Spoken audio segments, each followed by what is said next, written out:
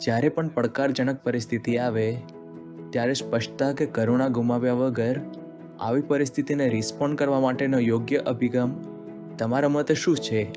જો તમે પડકારજનક પરિસ્થિતિઓમાં ક્યારેક જ કેમ હોવ છો, તમારે તમારું જીવન એવી રીતે બનાવવું જોઈએ કે તમે હંમેશા પડકારજનક પરિસ્થિતિમાં જ હો.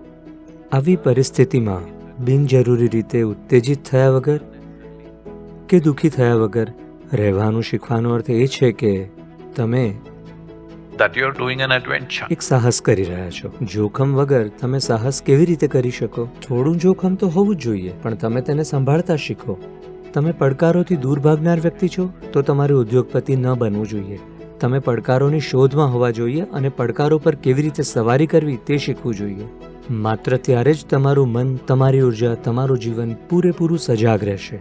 પણ હું કેવી રીતે તેનો સામનો કરું? પડકાર કેવા પ્રકારનો છે તે પ્રમાણે તમે તેનો સામનો કરો.